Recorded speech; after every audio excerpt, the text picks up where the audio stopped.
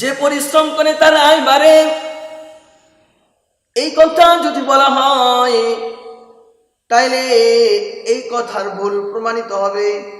কারণ সকালবেলা একসাথেই দোকান খুলেছে, সন্ধ্যাবেলা একসাথেই দোকান বন্ধ করলো, কিন্তু না বেচা কিনা কিন্তু সমান হয় নাই।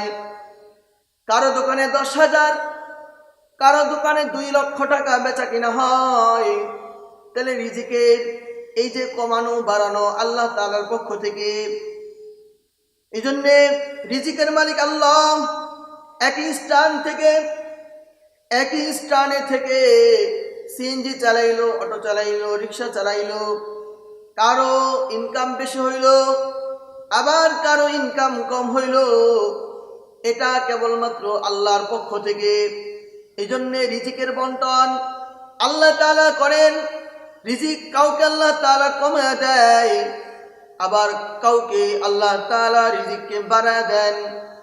এই জন্যে আল্লাহ তাআলা বলেন, ইন্নাল্লাহা ইয়ারযুকু মান ইয়াশাউ বিগাইরি হিসাব। আল্লাহ তাআলা বিগাইরি হিসাব রিজিক দান করেন। অপায়াতের মধ্যে আল্লাহ তাআলা বলেন, আমি আল্লাহ তাআলা নাহনু কসামনা বাইনাহুম মাঈশাতাহুম ফিল হায়াতিদ দুনিয়া। দুনিয়ার হায়াতের মধ্যে আমি আল্লাহ তাআলা রিজিকের কাসেম বন্টনকারী। দুনিয়াতে কাউকে রিজিক বাড়ায় দিব, আবার আমি আল্লাহ তাআলা কাউকে রিজিক কমায় দিব। দুনিয়ার জীবনে কাউকে আমি রিক্সা চালক বানাবো, কাউকে আমি প্রাইভেট কারের ড্রাইভার বানাবো, কাউকে আমি আল্লাহ তাআলা পুলিশ, র্যাব, আর্মি, বিডিআর এই ডিস্টেন্স করব। সবাইকে একরকম রাখবো না। এজন্য আস্থা রাখতে হবে আল্লাহর উপরে, ভরসা হবে একমাত্র আল্লাহর উপরে। যে ভরসা করবে, আল্লাহ তাআলা বলেন, ইন্নাল্লাহা ইয়ারযুকু মান ইয়াশাউ বিগাইরি হিসাব। আল্লাহ তাআলা গণনাহীন রিজিক আল্লাহ তাআলা বাড়ায় দিবেন যদি তাওয়াক্কুল আল্লাহর উপরে করা হয়। আল্লাহর হাবিব পয়গম্বর সাল্লাল্লাহু আলাইহি ওয়াসাল্লাম অসংখ্য হাদিসের মধ্যে থেকে তিরমিজি শরীফের মধ্যে একটা বর্ণনা আসছে। আল্লাহর হাবিব পয়গম্বর সাল্লাল্লাহু আলাইহি ওয়াসাল্লাম বলেন, লাউ আন্নাকুম তাওয়াক্কালুনা আলাল্লাহি হাক্কা তাওয়াক্কুলিহি। এই বান্দা, তোমরা যদি কেউ আল্লাহর উপরে পরিপূর্ণ আস্থা এবং ভরসা রাখতে পারো, আল্লাহর উপরে পরিপূর্ণ বিশ্বাস স্থাপন করতে পারো, লা রুজিকতুম, তাহলে আমি আল্লাহ তাআলা তোমাদের রিজিক দান করব। কেমন রিজিক আমি আল্লাহ তাআলা দান করব? আল্লাহর হাবিব বলেন, কামা ইয়ারযুকুত তায়রু, যেমনি ভাবে পাখিকে আল্লাহ তাআলা রিজিক দান করেন। তায়র মানে পাখি, এই পাখিগুলোকে আল্লাহ তাআলা রিজিক দান করেন। ফাওকাহুম সাফাতু ওয়া ইয়াকবিদ, পাখিগুলো সারি সারি ভাবে উড়ে উড়ে যায়। এই সব পাখিগুলো একত্রে থাকুক আর ছোটা ছোটা থাকুক, সব পাখিকে আল্লাহ তাআলা পেট করে খাবার দেয়। বলে যে তাকদু খিমাসাও ওয়া তারুহু বিতানা, প্রত্যেকটা পাখি সকালবেলা ক্ষুধার্ত অবস্থায় বাসা থেকে বের হয়ে আসে। জংলা থেকে, বাসা থেকে প্রত্যেকটা পাখি সকালবেলা ক্ষুধার্ত অবস্থায় ঘর থেকে বের হয়ে আসে। ওয়া তারুহু বিতানা, আর সন্ধ্যা যখন ঘনিয়ে আসে, রাতের প্রহর যখন চলে আসে, প্রত্যেকটা পাখি তার পেটকে পরিপূর্ণ ভরপুর করে খাবার খেয়ে নিজে খাবার খায় এবং অন্য অন্য সন্তান সন্ততি বাচ্চা কাচ্চার জন্য খাবার নিয়ে আবার বাসার দিকে ফিরে যায়। এই জন্যে পাখির মতো আল্লাহর উপরে তাওয়াক্কুল করতে হবে।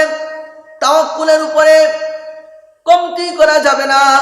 পরিপূর্ণ আস্থা এবং বিশ্বাস নিয়ে আল্লাহর উপরে তাওয়াক্কুল করতে হবে।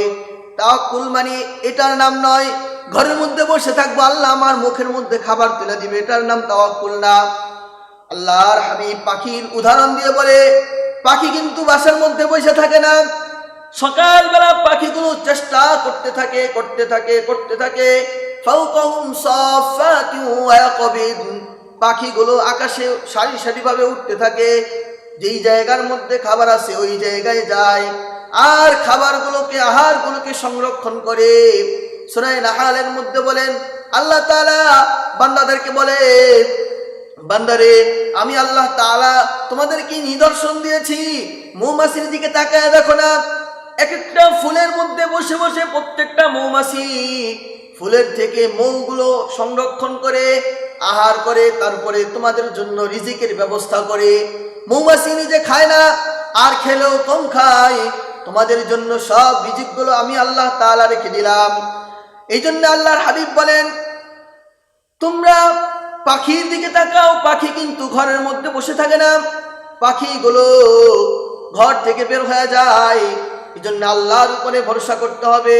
আল্লাহর হাবিব অন্য হাদিসে পাকের মধ্যে বলেন, আস-সায়ু মিন্নি ওয়াল ইতমামু মিনাল্লাহ, চেষ্টা হবে বান্দার পক্ষ থেকে, সফলতা করবেন আল্লাহ, চেষ্টা করেই যেতে হবে।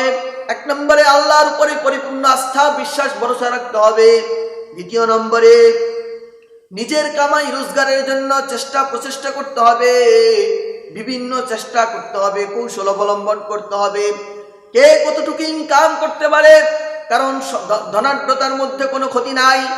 হাবিব রাসূল সাল্লাল্লাহু আলাইহি ওয়াসাল্লাম বলেন, আল গিনা, কোন সম্পদের মধ্যে ধনাঢ্যতার মধ্যে কোনো ক্ষতি নাই। লা বাসা বিল গিনা লিমান ইত্তাকা আযজা ওয়া জাল্লা, ওই ধনীর মধ্যে, ওই টাকা পয়সার মধ্যে কোনো ক্ষতি নাই, যেই টাকা পয়সার মধ্যে, যেই আয় রোজগারের ভিতরে আল্লাহ ভীরু থাকবে, হালাল রিজিক থাকবে, কোনো হারামের লেশ থাকবে না, এটার মধ্যে কোনো ক্ষতি নাই। এই জন্য পয়গম্বর সাল্লাল্লাহু আলাইহি ওয়াসাল্লাম বলেন, সায়ু মিন্নি, চেষ্টা হবে আমাদের পক্ষ থেকে, ইতমামু মিনাল্লাহ, পরিপূর্ণ করে দিবেন আল্লাহ। জন্য বান্দার কাজ হবে চেষ্টা করা, আল্লাহর উপরে আস্থা ভরসা রাখা, আর ইতমামু মিনাল্লাহ, এটাকে আল্লাহ তাআলা পরিপূর্ণ করে দিবেন বান্দার জন্য।